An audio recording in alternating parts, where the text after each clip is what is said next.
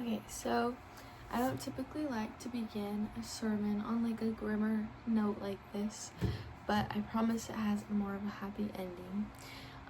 So when I was 13, my mom was unfortunately diagnosed with something called a glioblastoma tumor, which is the most like aggressive and a pretty rare form of brain tumor.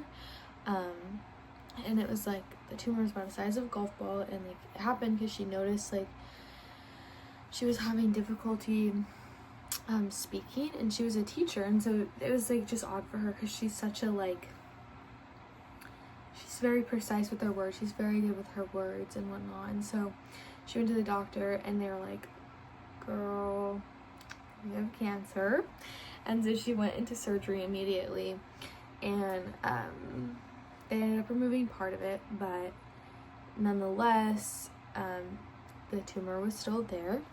And so 13 is already a really awkward and strange time, obviously. And I was honestly just a weird kid. I had like a hard time with friends, and I got bullied kind of too for being friends with certain people. And my teachers all ended up finding out that my mom had cancer, and they'd pull me out of class and like talk to me, and I would have to walk back in class like with tears in my eyes. And then sometimes they would be the ones crying and I wouldn't be crying, and I'd just be standing there really uncomfortable, right? And so besides the point though, I think a lot of the time when these sort of things happen, we kind of question God, right? It's so typical, like, wow, how could a loving God allow this to happen to me? Or why would he allow this to happen to another person? Or why do bad things happen to good people? Why do good things happen to bad people? And as a preacher's daughter, I always heard my dad talking about this stuff and how God always has a bigger plan, and we can't see it. But he explained to me that the question all people have at one point in their life of why do bad things happen to good people, and he told me that like everyone kind of has that thought, you know. And so when this went down, my first reaction wasn't necessarily to question God or to be upset with him. I was just sad, you know. And my parents didn't do the best job at filling us in on what was going on.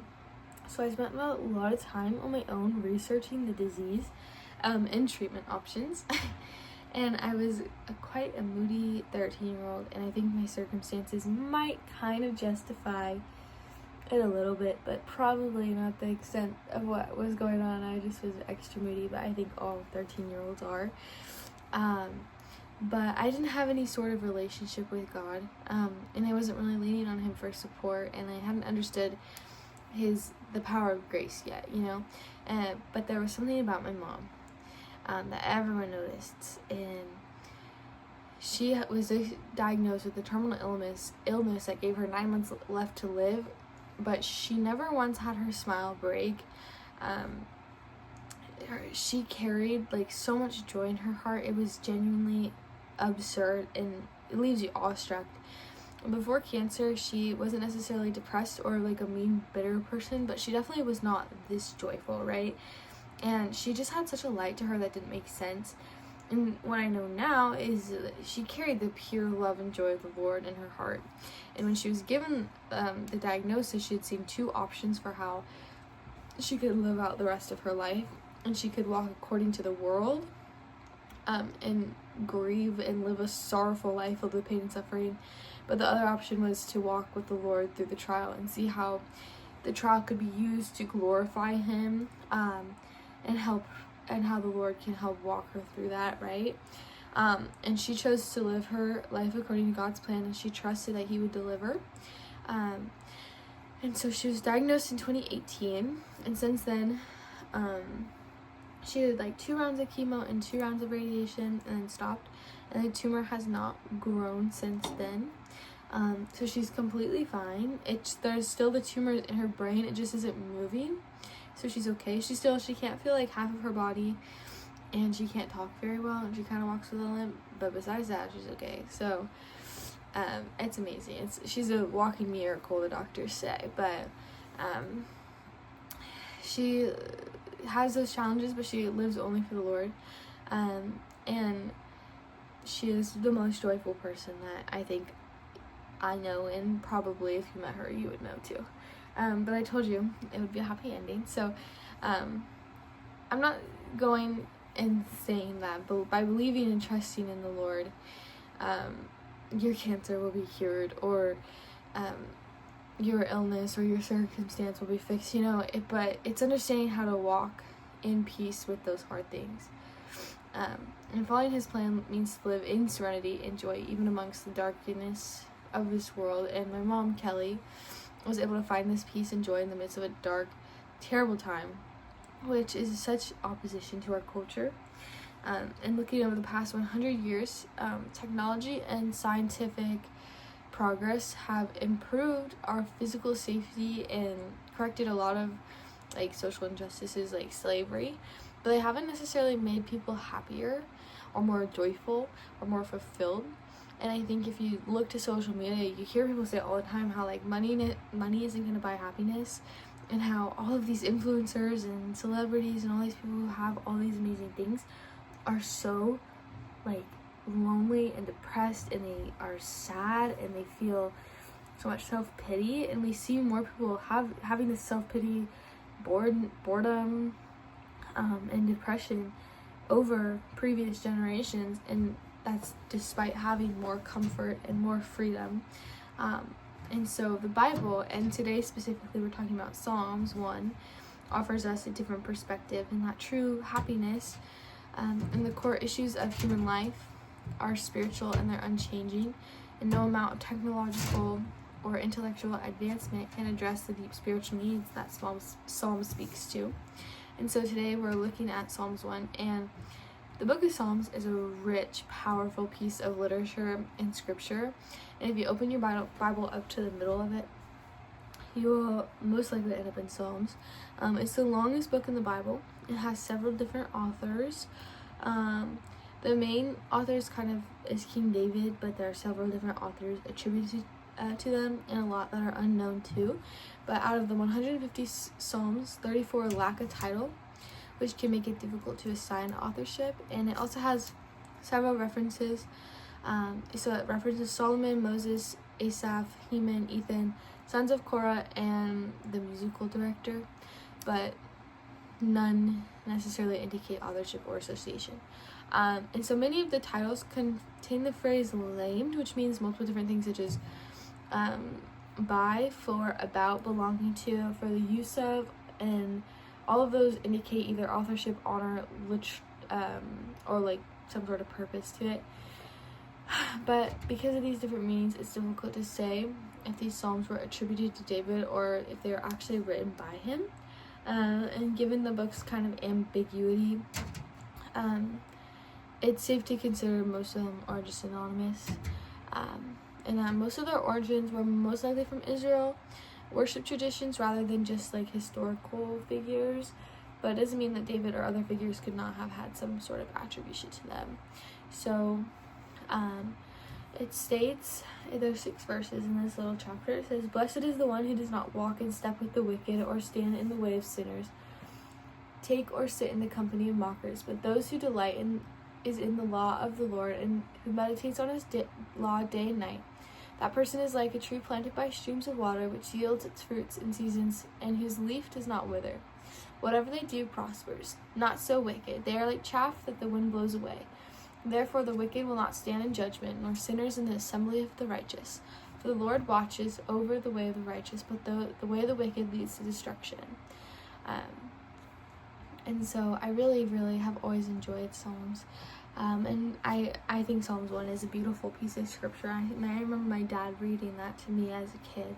We're going to go ahead and take a look at those first 2 verses and kind of unpack that. And so that first term, blessed, it clearly means joyful, to be satisfied.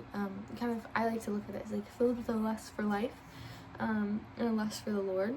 And sometimes I feel this idea of happiness and blessedness feels unachievable, or it feels like something that you have to really fight for, especially in a society that is so ruled by political propaganda and like just such darkness and sadness like is constantly consuming our like screens, you know, and that's all we're looking at. And so sometimes it feels like we really have to work to be happy, but the author's kind of saying like happiness is achievable. He says that the one who does not walk in step with the wicked, nor sit or stand with them. And so to walk with the wicked is kind of like the beginning of this compromise, right? You're kind of like dipping your toe in, and you're kind of like, oh, like if I can like watch these like people on social media and like I won't get affected by it because I know what's right and what's wrong, right? And that's kind of like the beginning of the compromise. But then as you continue to surround yourself with these types of things and these bad like role models, kind of, I guess, sorry, my allergies are crazy today. My eyes are all red too.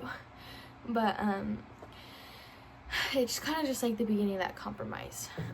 They're starting to entertain worldly ideals and behaviors and kind of dipping their toe in.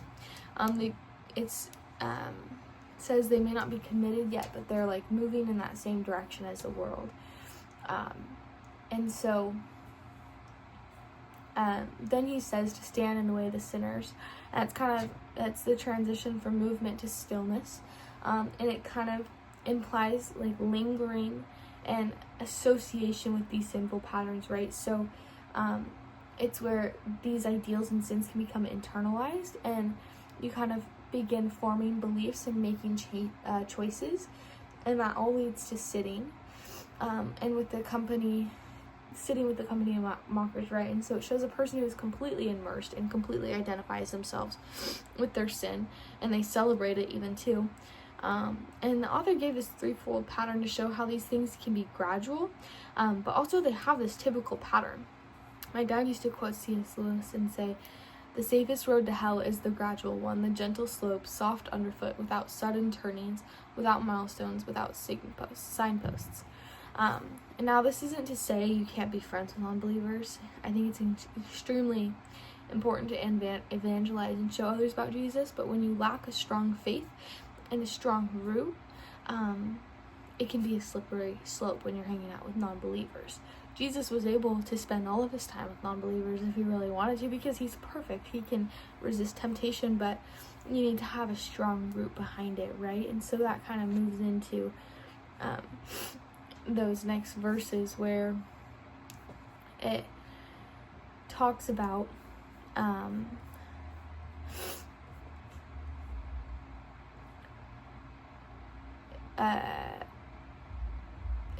it says, "So for those whose delight is in the law of the Lord, and who meditate on his law day and night, that person is like a tree planted by the streams of water, which yields fruit in seasons, and whose leaf does not wither. Whatever they do prospers." Right? And so that's kind of like saying like, so the word planted means like kind of implies transplanted, right? And so God picks you up and he places you besides this living water, which is the stream, and that's like the act of grace. And the stream represents God's presence and his word, and it's always flowing, never failing, right? And then I think in contrast to our world is kind of like this desert scene, the lack of water, the lack of too much sun, not enough water, right? And so the root withers up and the tree dies, it produces no fruit. And so like when you look to my mom, her she's so deeply rooted with the Lord that she produces joy, she produces peace, patience, kindness, gentleness, goodness, self-control, right? All these different things, gentleness. And the fruit, like, you see it from a distance, right? You see it and you don't understand what's going on until you find out that the root is always God. When you see those types of fruits being produced. And so those last two verses, verses 4 and 6, says, "Not so the wicked, they are like chaff that the wind blows away." And so chaff is the outer shell of a grain, It's light and it's dry and it's useless. It has no weight, no value, and it's very easily like blown away by the wind. And so the wicked look impressive for a moment, but when hardship comes, they crumble. And the righteous will stand firm in the trials, and not because they're perfect, but it's because they're rooted, right? They're still gonna have bugs on them. They're still gonna have holes in their leaves. They're still going to be missing certain branches.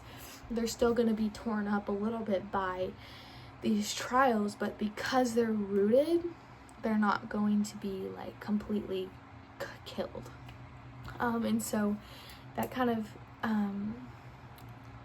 like culture today offers like shallow versions of meaning and purpose of self-help, success, and status, but these things won't ever be able to sustain you when the storm hits. They're all temporary things when God is the only eternal thing, right? And so it's the question today kind of is like, when these trials come, and they will, what are you standing on, right? Who's holding you up and what's holding you up? Is your faith, is your whole personnel rooted with God, or are you rooted in something else? And so, yeah, that's it today.